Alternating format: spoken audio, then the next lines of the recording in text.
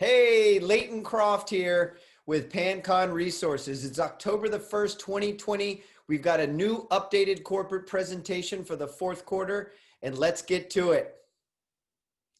All right, Pancon is focused on Carolina Gold. Our flagship project is the Brewer Gold Project in Chesterfield County, South Carolina, about a 75-minute drive from Charlotte, North Carolina, where I'm from. Brewer is the premier gold copper target in the eastern US. So our presentation is organized in 4 sections plus an appendix. The first is the 5 P's: project, purpose, potential, people, and plan. The second section is 5 reasons why Pancon is a good investment. Location, location, location, brownfields upside, strong conceptual model, high quality analogs, and we're going to hit the ground running. The next section is the Brewer technical overview, where we will discuss regional geology, our modern geophysics, and historical drilling through the lens of a case study. Then there's a section on corporate information with our capital structure and contact information. And then there's an appendix with some additional slides. All right, so the first P is project. I'm going to need my glasses for this. Brewer is a former gold mine. It was abandoned about 20 years ago with gold and copper still in the pits. Those pits were reclaimed. We are located on the Carolina Slate Belt, which is a gold-rich strip of geology that runs from Alabama to the Northeast, up through the Carolinas, past Washington, D.C., and up into Atlantic Canada. But the sweet spot of the Carolina Slate Belt is in the Carolinas. You can see on the map that Brewer is in a good neighborhood with past and currently producing gold mines. The most notable of those currently producing gold mines is Hale, which is located 12 kilometers away from Brewer on the Slate Belt. And it's a multi-million ounce mine that last year produced 150,000 ounces of gold. Brewer is environmentally de-risked, and we enjoy strong community and government support. Pancon has the exclusive right to explore Brewer until October 2023, and we have the ability to purchase all of the mining rights. Pancon for Brewer is funded through 2021, and that will allow us to drill 10,000 meters of core. We have the Jefferson Gold Project, which nearly completely surrounds Brewer, giving the entire package a 2,500 acre footprint and allows us for a very robust exploration program. The second P is purpose. Our goal is to discover a new gold mine at Brewer. You know, they say, and they say it for a good reason, the best place to find a new gold mine is at a former gold mine. And that's exactly what we got. We have 4 strategic objectives to achieve our goal. 1, we are going to understand through iterative data analysis the probable location of new gold and copper mineralization. We're going to find through drilling new gold copper mineralization. We will then expand through more drilling the size and the shape of that new gold copper mineralization, and we will demonstrate through data modeling Brewer's larger economic potential. The third P is potential. Like I said, the Carolina Slate Belt is the most prolific gold belt in the eastern United States.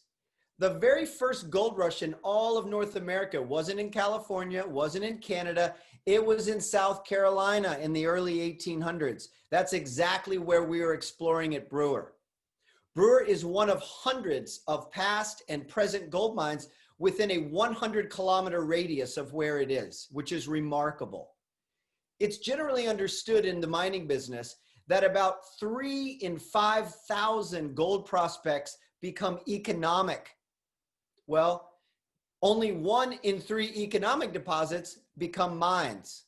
So if you think about it, it's extraordinary. We already have a former gold mine, which is an extraordinary achievement in and of itself. And like I said a second ago, the best place to find a new gold mine is at a former gold mine. Okay, the fourth P is people. People are paramount for success in this business. We are blessed to have a world-class team. Our team has a combined 40 years of experience exploring and making discoveries in the Carolina Slate Belt right near Brewer and at Brewer. Our team has 200 years of combined experience exploring and achieving commercial success around the world. I am the project director. Patrick Quigley is the project manager. Chris Capps is our senior advisor and qualified person, or QP.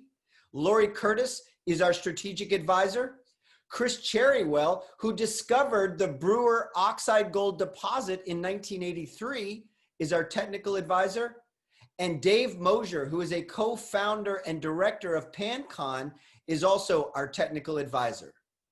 The fifth P is the plan.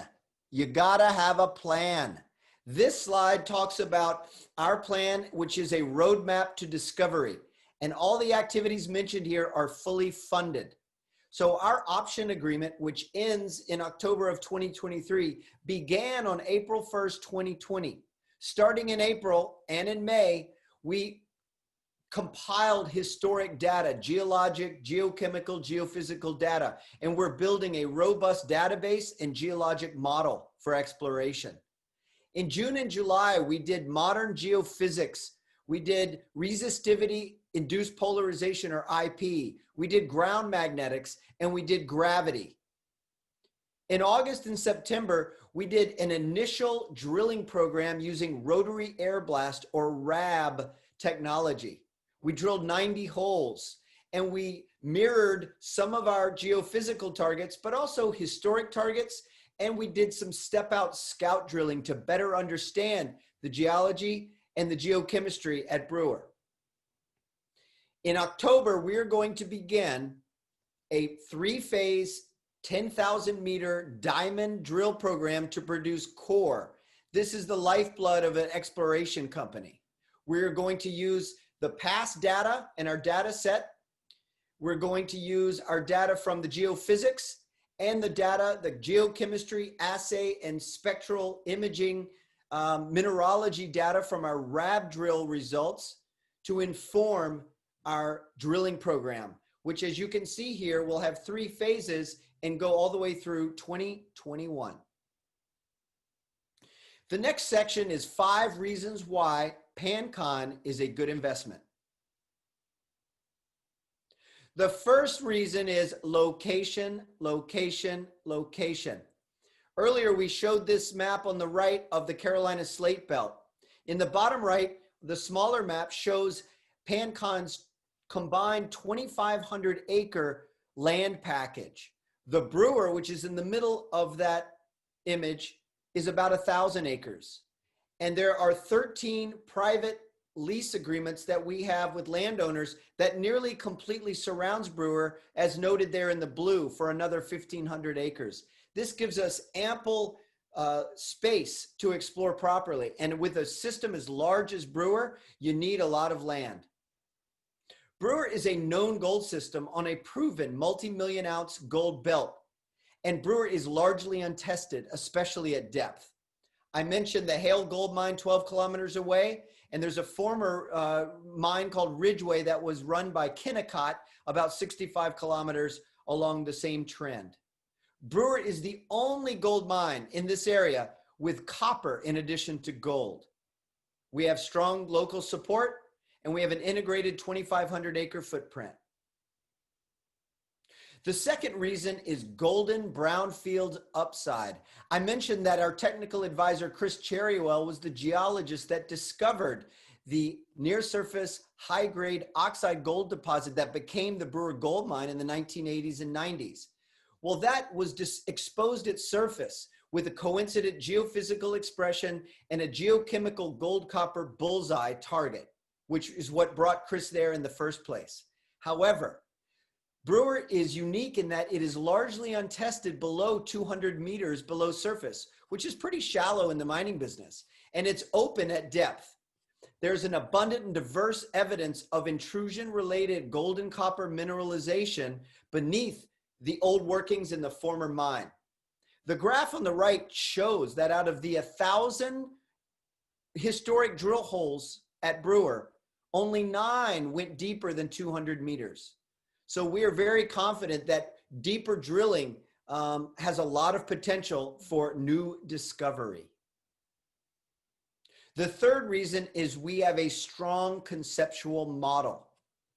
Whether you drink or not, think of the iconic martini and its iconic glass. This is a good way to think about an epithermal high sulfidation system, which is what Brewer is. These are typically created by a big volcanic event that drives channels of fluidized rock. In this case, you can think of the gin and the vermouth from deep below the base of the glass upward through the stem of the glass. An olive in the cocktail represents a hot zone of high-grade mineralization. And at the top of the glass, the wide circumference is the visible alteration on surface, often with a silica cap, which Brewer has in abundance. Large, highly altered zones like Brewer often contain multiple olives or hot, high-grade zones in clusters. The fourth reason is high quality analogs. There are other high sulfidation epithermal gold copper systems and mines that help us better understand how and what we should be looking for at Brewer as we explore. Brewer has geological similarities to these high sulfidation epithermal mines that have upper and lower zones of mineralization. In Serbia, there's the Timok gold copper mine. In Indonesia, there's the Tujuh Bukit gold, copper, silver mine. I mentioned earlier our strategic advisor, Lori Curtis. Well, Lori led the company that discovered and developed the very large Tujuh Bukit district in Indonesia. So his experience with that will be very helpful and relevant to Brewer. On the left side of this screen, you'll see a cartoon. And it shows a high sulfidation system on the right side, and you can see that big historic volcanic event driving up the fluidized rock. And on the left side is a low sulfidation system. They're both epithermal. What's particularly relevant about this is that here in the Carolina Slate Belt, Brewer, which is a high sulfidation system, is located close, about 12 kilometers from Hale, which is a low sulfidation system.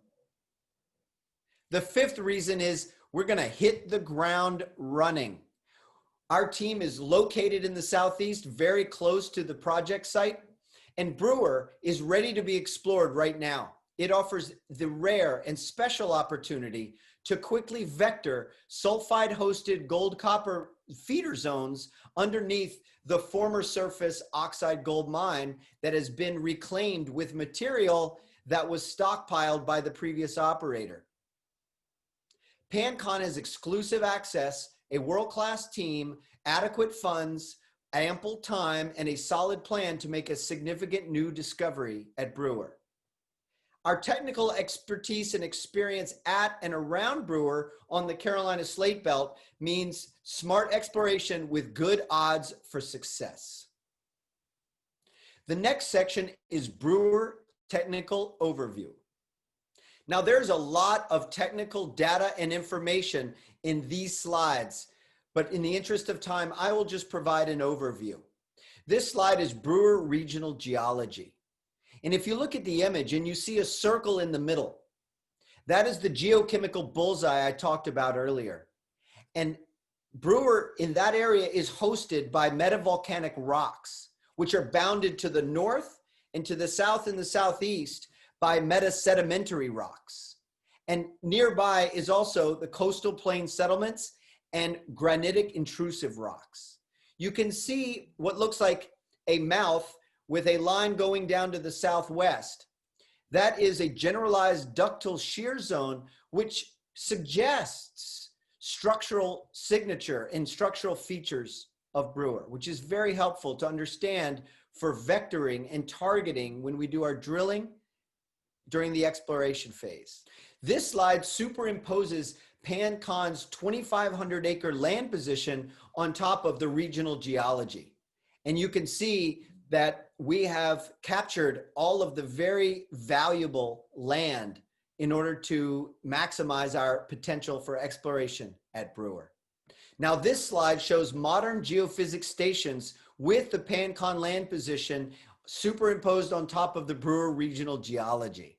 I mentioned earlier that this past June and July, we conducted modern resistivity IP, ground magnetics, and gravity geophysics.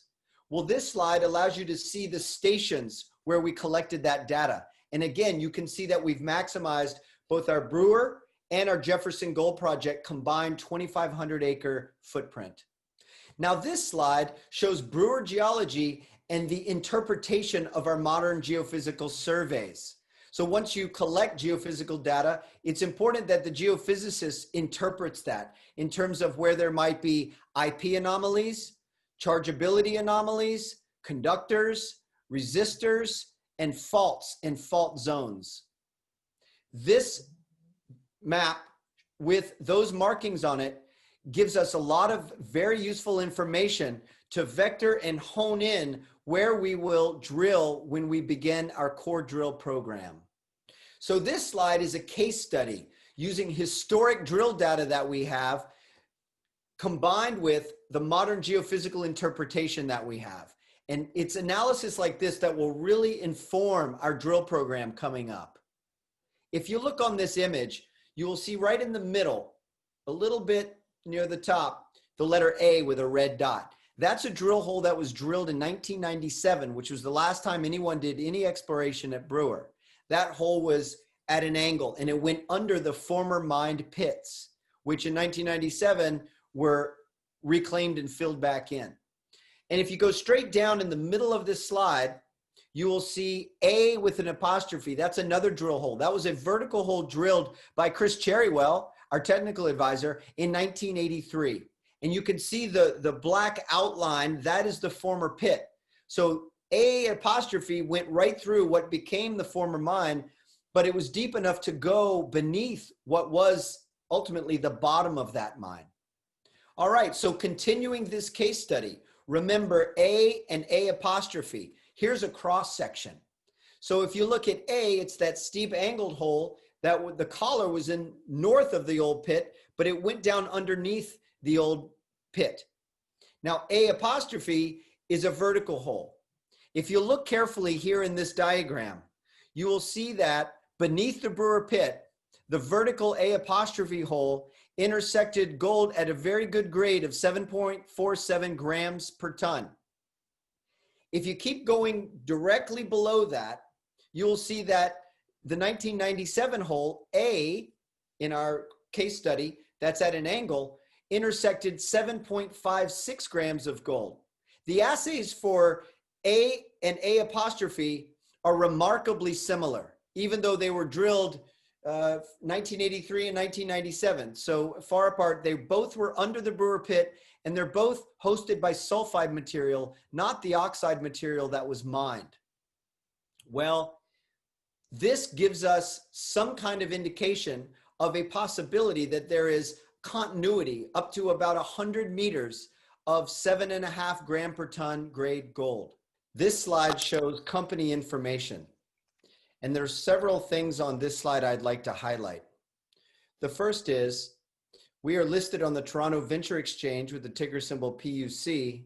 We're also listed on the OTC QB Venture Exchange under the ticker symbol PUCCF in order to increase the visibility and accessibility for US retail and institutional investors. Another point I'd like to note here is that after our recent financing, we have adequate funds for drilling approximately 10,000 meters of core. Almost half of all of our shareholders are well known to us as insiders, family, and friends. And finally, if you see the chart on the right side, you'll see that year to date, the Pancon share price has increased 500%. In the interest of time, I will quickly go through the appendix slides. This slide has a lot of information. It's a timeline showing the history at Brewer, going back from when gold was first discovered in the 1820s, when modern exploration techniques and drilling in the 1970s recovered very good grades of gold and copper near the surface. And then when Chris Cherrywell made his discovery in 1983, and then an oxide gold mine was built and 178,000 ounces of gold were produced in the 1980s and early 1990s. There's also description here of a flood event that caused cyanide spillage into the local creek and river. And when the site was abandoned by the previous operator and it had no owner, and naturally acid leaching material, acid leaching water was going into the local creek and river and needed treatment and containment, that's when the US government through the Environmental Protection Agency stepped in, declared Brewer a Superfund site. And for the past 20 years, it has been under that status and has been maintained. It is currently completely contained and clean and of no threat to the environment or to the local communities. Pancon, in cooperation with Environmental Risk Transfer, a private US company, otherwise known as ERT, bid and participated in a competitive selection process throughout 2019. We had some tough competitors, but in January of this year, we were informed that we won. And then we negotiated with the Brewer receiver, who is a trustee effectively appointed by the government, an option agreement. Our option agreement gives us up to 42 months beginning April of 2020 to exclusively explore Brewer and to have the right to purchase it and have the mining rights. The purchase price for Brewer will be a function of negotiations of Pancon and ERT together with the government. And it won't be determined based on the asset value, which would be more traditional. In this unique case, the sale price will be a function of what we negotiate is the cost of buying the historic environmental liability. This is a slide with more information about ERT, the company we are working in cooperation with at Brewer. During the option period, Pancon will be leading the entire exploration program, while ERT will be focusing on conducting environmental due diligence and working in partnership with Pancon to negotiate the sale and purchase agreement with the government. Now, these last two slides are digital photographs of historic core from 1997. In fact, it's the same hole that we referred to as A back in the case study that was drilled just north of the former pits at a steep angle and went under the former mine and intersected 7.5 grams a ton of gold in sulfide hosted material and was open at depth. These are additional images of that historic core from hole B97-4 that is hole A referred to in our case study. So that concludes our presentation. You can learn more at panconresources.com. We also have a YouTube channel, Pancon Resources. We have a Twitter feed, Pancon Resources. And we have a LinkedIn page, Pancon Resources. Thanks for your interest in Pancon and the Brewer Gold Project. Bye for now.